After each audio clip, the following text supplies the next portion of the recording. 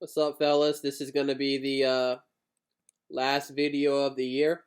I'm not really going to review the matchups from this past week. Season's over, so it doesn't necessarily matter. As we can see from the scores, Garrett and my team thought we were in the championship. We put forth the best performances and the highest scores. And again, I had a very high score and still lost. That was how my season went this year. But congratulations to Michael. He beat Matt in the championship game, and it wasn't close. It was 137 to 83. So instead of going through the normal video, I am going to cover like the season in review. So I have updated power rankings, how the season finished. I'll start off with that. I'll have the draft review where I go round by round with who I thought was the best pick and the worst pick. The last few rounds I don't really count because it's just crap at that point. I will cover the draft order for next year. I will also post this on the league page. I will cover the best waiver wire ads of the year, the worst drops of the year, and then I will also review the trades that took place in the league. It looks like there was 6 in total. So without further ado, let's get started. So the updated power rankings for the season, obviously with Michael winning, and his team was, I think, the highest scoring team and had one of the best records, so he is number 1. At number 2, I have Josh's team. At number 3, I have Garrett number 2. At number 4, I have Kenny's team. At number 5, I have my team. At number 6, I have Garrett. At number 7, I have Matt. Number 8, I have Jason. Number 9, Casey. Number 10, Dakota. Number 11, Dalton. And number 12, Derek. So that's how the season ends in the power rankings. Let's jump into the draft review. So I'm going to go round by round saying the best pick and the worst pick. In my opinion, the best pick in the first round was Dalvin Cook. And now, granted, I'm basing this on player performance and also where they got picked in the draft. Kenny drafted Dalvin Cook with the 7th pick. He averaged 22 points a game. ESPN says he was the second best running back in as far as, I guess, scoring goes, or however they do it. It just said, position rank 2. So getting the second best running back at pick 7, I think is really good value there. I have honorable mention as Alvin Kamara, who Garrett drafted. He was also very, very solid. And keep in mind, when I'm going through the worst pick, I am not taking players who were basically injured for half the season or whatever it may be. I'm trying to go with players who played majority of the season and just kind of sucked. So the worst pick in the first round is Clyde Edwards-Helaire. That was a pick by myself at pick number 10. I thought I was happy taking him. I was pumped. Thought he would do well in Kansas City, and I think he did okay, but he definitely wasn't worth a first-round pick. I wish Andy Reid would have told us he was going to let Patrick Mahomes throw the ball 70% of the time or whatever, boils down to. Just a little crazy. I mean, CEH averaged 12 points a game. Only had 1 week where he scored over 20 points, which for a first-round pick just is pretty trash in my opinion. It definitely hurt my team and made things a little difficult for me. Honorable mention for worst pick in the first round, I have Ezekiel Elliott and Michael Thomas mentioned as well, as both of them struggled. Obviously, Michael Thomas was out for a little while, but when he came back, just nothing, and Elliott just struggled all year. Moving on to the second round, the best pick in the second round, obviously you guys won't be surprised, is Davante Adams. I've hyped him up all season long for good reason. I picked him, I think, the 3rd pick in the second round. He averaged 22 points a game. He scored a touchdown in every game except 3 of them. And one of those I think I counted was a game where he left early injured. He has 17 total touchdowns on the season. That is just crazy. Obviously, amazing fantasy player, and my team would have been much worse without him. Honorable mention was Travis Kelce and Tyreek Hill. The worst pick in the second round goes to Lamar Jackson. He was drafted by Casey. Obviously, drafting a quarterback that early, you need them to kill it, and Lamar Jackson didn't. He finished the season finished so far. Obviously, the NFL still has one game left. Right now, he's the 8th best quarterback in fantasy, which, I mean, you don't expect to get the 8th best quarterback in the second round. So, tough pick there. I don't have any honorable mentions for the worst pick. Looking at the third round, I have Calvin Ridley. He was drafted by Garrett, number 2. Calvin Ridley finished, he's currently at the 3rd best receiver. He's averaging 16 points a game. He has scored double digits in every game but one. So that's pretty solid pick there in the third round. I don't have an honorable mention for the other best pick. The worst pick in that round goes to Todd Gurley, who was also drafted by Casey. Todd Gurley's the 22nd best running back in fantasy, averaging 10.5 points a game, which isn't a lot. You expect more, from a running back in that round. And then honorable mention, I have DJ Moore as another worst pick in that round. Looking at round number 4, I have the best pick in round number 4 being Darren Waller. He was drafted by Josh. Obviously, we all know he's the second best tight end behind Kelsey. He's averaging 13.5 points a game. I was shocked it wasn't a little bit more. But obviously a very solid pick. This year, tight end was crazy. Even Darren Waller had some down weeks. If you had Kelsey, I can't remember who has him. Maybe it's Michael. That's probably why he fucking won, to be honest. Because Kelsey basically killed it every week, which was pretty good. But tight end was very rough this year. I expect Kelsey to he might even go in the first round next year just so people have that security. Honorable mention for best pick in round 4, I have AJ Brown there. The worst pick in round 4 goes to Le'Veon Bell. He was picked by Kenny. Le'Veon Bell is the 61st running back in fantasy. He has 6.1 points per game. Obviously, he got traded, which affected his value some, but he wasn't good last year. Him and the coach didn't get along. Just, kind of questionable taking him that early. Honorable mention for worst picks in that round go to James Conner, who I believe I drafted, and Leonard Fournette. I know Garrett drafted him. And neither one of them have done anything this year. Fournette, because he never could get the job from Ronald Jones, and James Conner, I don't know. He had the job all year, and the Steelers just can't run the ball, I guess. Round number 5, the best pick is Stephon Diggs. That he was drafted by Michael. He's currently the 6th best receiver, averaging 16.9 points a game. He only scored single digits twice. So when you're getting double digits out of your receiver nearly every week, that's very solid work. Honorable mention, and pretty close to Diggs for that round, I have DK Metcalf and Keenan Allen. The worst pick in round 5 goes to T.Y. Hilton. He was drafted by Dakota. He's the 43rd receiver, 8.9 points a game. He only has 3 weeks where he scored double digits. So obviously very tough there. And then the honorable mention for worst picks, I have DJ Chark and Devontae Parker there as well. Looking at round number 6, I have the best pick in that round going to David Montgomery. He was drafted by Kenny. He's the 6th best RB currently, 15.3 points a game.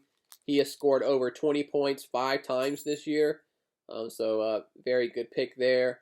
Honorable mention in that round is Kyler Murray.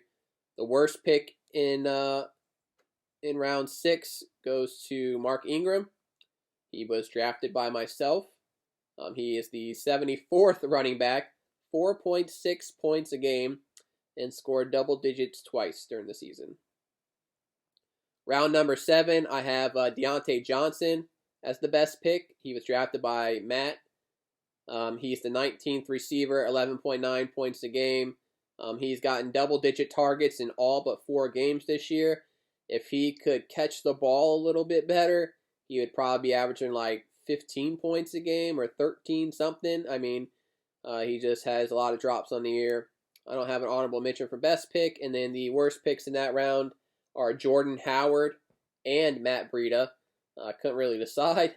between the two as the worst pick. Those were drafted respectively by Jason and Michael. Both are currently in the basically 80th RB rank, and just real atrocious picks there. Real bad picks. Honorable mention in that round, I have Matt Ryan. He was drafted by myself. I believe that's why my team struggled a good bit of the year. I had inconsistent quarterback play from him, and there's probably a strong chance I will never draft him again because he left a sour taste in my mouth. In round number 8, I have the best pick being Tom Brady. He was drafted by Garrett. He's the 9th best quarterback, 20.5 points per game. He scored over 20 points 8 times during the year. So solid pick at quarterback there. Worst pick in round 8 goes to Henry Ruggs. He was drafted by Garrett number 2. He's currently the 88th receiver, 5.7 points a game, and only scored double digits twice. Also, worst picks in that round are AJ Green and Tyler Higbee, who are both sucked this year. In round number 9, I couldn't really decide the best pick, so I just went with 2.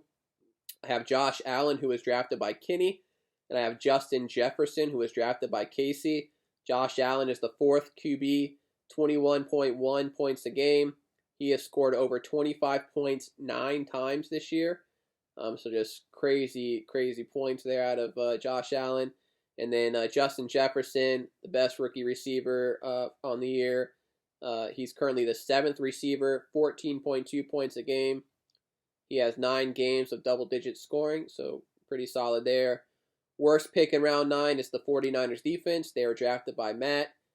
They're currently the 12th ranked defense. Drafting a defense in round 9, they better at least be top 5, let alone not any. I mean, these guys weren't even in the top 10. So, other worst picks in that round are Alexander Mattison, James White, and Hayden Hurst. So, a lot of guys I picked are on the fucking worst. Round number 10, the best pick is Aaron Rodgers. He was drafted by Matt. 3rd best QB, 23.8 points a game. He has scored double digits in every game this season but one game. Honorable mention in that round is Antonio Gibson. The worst pick in that round is Austin Hooper. He was drafted by Derek. He's currently the 22nd tight end, 6.6 points a game. He has only scored in double digits 3 times. And Sterling Shepard is honorable mention for worst pick. In round number 11, the best pick is Robbie Anderson. He was drafted by Garrett number 2. He's the 17th best receiver, 11.4 points a game. He scored in double digits 9 times. I don't have an honorable mention there. The worst pick in that round is Golden Tate. He was drafted by Jason. He is the 86th receiver at 5.8 points a game. An honorable mention for worst pick is A.J. Dillon.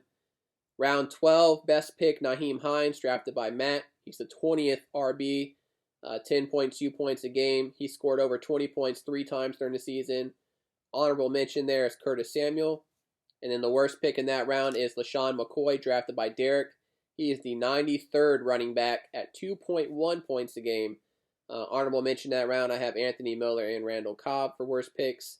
For rounds 13 and 14, it was just a crapshoot. You know, obviously people are taking flyers, kickers, defenses at that point. So nothing to really comment on there. In round 15, though, Ryan Tannehill was drafted in that round. He was drafted by Garrett. He's currently the 7th best QB, 21 points a game. He has scored in double digits every game this year. So one of the only quarterbacks to get over 10 points every game this year. So solid pick there. Next up, I got the draft order for the upcoming season. I will post this on the league page as well. I'll probably post it in the chat too. Try to post it multiple places. That way I don't fucking forget, I guess. Draft order. So I'm going to go 1. Actually, we'll just start with 12 and go to 1. So obviously this is based on if you made the winner's bracket, the more you won, the later your pick will be. If you were in the loser's bracket, the more you won, the higher your pick will be. So it gives, I guess after you lose in the winner's bracket, there's no real incentive to keep winning, but I mean, it is what it is. It'd be tough to, I don't want better teams necessarily getting better picks. I don't know. Maybe a better way to do it, but this is how the order is going to go for the next year. At pick 12, it'll be Michael. Pick 11 is Matt. Pick 10 is Josh. Pick 9 is Jason. Pick 8 is Kenny. Pick 7 is Garrett number 2. Pick 6 is Dalton. Pick 5 is Derek. Pick 4 is Dakota. Pick 3 is Casey. Pick 2 is myself. And Garrett went undefeated in the losers bracket, so he gets pick number 1. So I'm going to assume he is taking CMC. So I am probably going to be picking out of, I don't know, Kamara or Dalvin Cook, likely. At least that's kind of how it stands now, at least in my mind. But we'll see what happens with free agency. And I mean, I'm not drafting no fucking rookie that early, so we'll see what happens. I'm looking at some of the best waiver wire ads and drops of the year. Well, I guess worst drops. Best ads, I have Michael added Jamal Williams, Dakota adding James Robinson, who is obviously clearly the best ad of the year. Michael, Kenny, and Josh all added Corey Davis at one point, so when they dropped him, it was a bad drop. Michael adding Mike Davis was huge when CMC got out, and CMC never really came back. So big time pickup there, just shy of James Robinson in my opinion. Kenny getting Justin Herbert, Josh and Garrett number 2 picking up Brandon Ayuk, Dalton picking up Myles Gaskin, myself picking up Chase Claypool, Kenny picking up Brandon Cooks. Now what is hilarious is the beginning of the season Brandon Cooks was sucking. He was on Casey's team, and I was every week laying into the man, Brandon Cooks sucks. I can't believe you're playing this guy, blah, blah, blah. I don't know if he heard me or he just made his own decision, but once he dropped him, he started fucking playing good. And I was like, damn, I gave this guy shit, and now he's fucking playing good. So Kenny got to reap the benefits of that. It obviously helped at a certain point once Will Fuller went down. He got to be the number 1 guy there. Josh, Dalton, and Jason all picked up Tannehill at one point. So that means Garrett obviously dropped him at one point. Obviously, he had Tom Brady, so you gotta do what you gotta do. And then my pickup of Taysom Hill near the end of the year was a solid pickup as well. Worst drops: Garrett dropped Tannehill. Dakota dropped Younghoe Koo. Michael dropped Corey Davis. Casey dropping Brandon Cooks. Dalton dropping Curtis Samuel. Matt dropping Cole Beasley. Josh dropping Brandon Ayuk. Matt dropping Naheem Hines. And Matt dropping Jason Sanders. So those are the best ads and worst drops of the year, in my opinion. Now I'm going to look at the trades that happened this year. We had 6 of them. Looks like Dakota, myself, and Dalton were all involved in 2 of them. But the first trade is the one that happened like draft night, I think. Josh and Dakota. We all gave Josh shit for giving up Zach Ertz for Deebo Samuel because Deebo was hurt and Ertz is supposed to be a top 5 tight end. Based on how the season played out, I don't really know if either one won the trade. Neither player really performed well. Obviously, they were both out for a significant amount of time with injury. They both scored relatively the same amount of points. So I just say it's an even trade. I don't think either side necessarily won or lost in that scenario.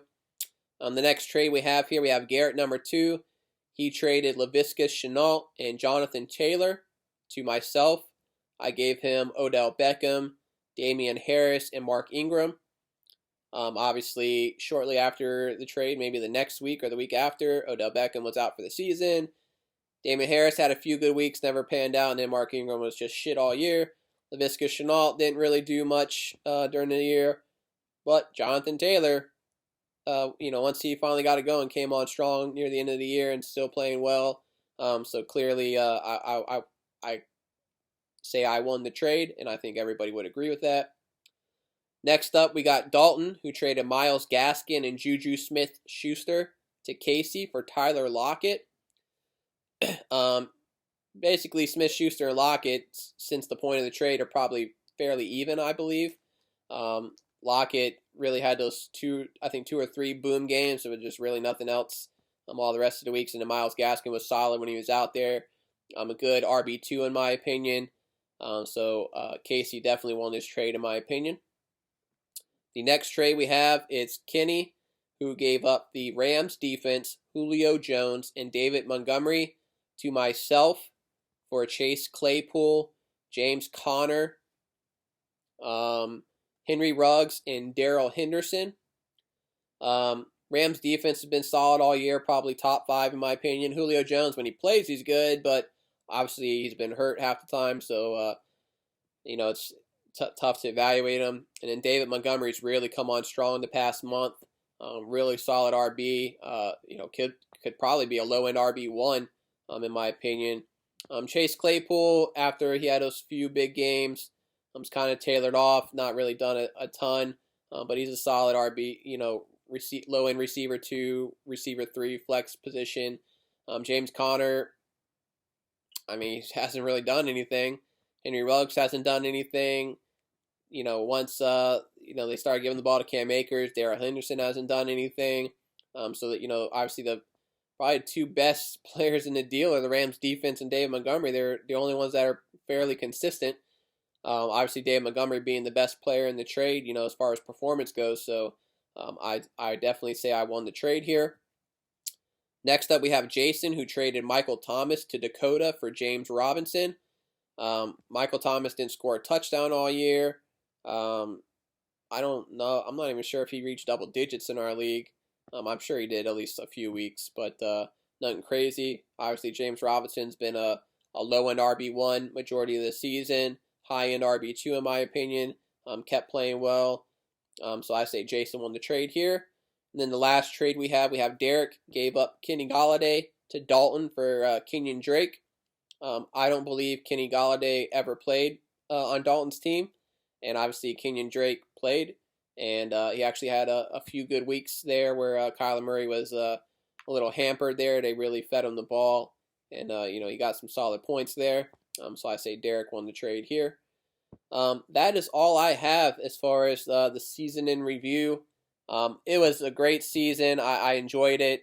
It's one of the first seasons in a while I did not make the playoffs. It was obviously a very weird season, as I pointed out. Dalton, Dakota, myself, Garrett, some of the longest tenured guys in the league. None of us made the playoffs, which is that's how it's 2020. But a good season. I don't think COVID affected things too much. We obviously had a lot of injuries, and there were some things where COVID came into play, but it didn't really affect us. I do appreciate you guys not freaking out when games were getting moved and shit, and complaining and pretending like I could fucking do anything about it. I know that happens in other leagues because I listen to a lot of podcasts and read shit and hear what some other people have to deal with and hear about. I'm in 3 leagues, didn't hear about none of that in any of them. So glad to know I play with some mature people who understand like there's nothing we can do about it. My plan all along was whatever ESPN decides, we'll just go with it. That's all we can do. I'm not going to make my own rules to try to circumvent whatever they think is best for their community. So I had a great time playing with you guys this year. Congratulations to Michael. I've paid out the the winnings to him and Matt today, and they got what they got coming to them, and obviously Michael will get with Dalton and get the belt to cherish for the next year. You take good care of that belt, bud. Hopefully somebody in Rock Hill can win it. Obviously, hopefully my fucking self. I play in, like I said, I play in 3 leagues. The other 2 leagues, there's over $1,000 in prize money available. This league, we're playing for less than $250. The entry fee's low, but this is the one I care about the most. Obviously, it has something to do with the fact that I run it, but I just think winning that belt is just the best thing. I'd pass up $500, $800, whatever it may be, just to have the belt for a year and have that to say I'm the champ. But best of luck to you guys. I look forward to playing with all you guys next year. Hopefully, all you guys want to come back. Obviously, we tend to have a little bit of turnover from year to year, but for the most part, we have a solid group here, and it's fun playing with everybody. I look forward to seeing you guys next time. Peace.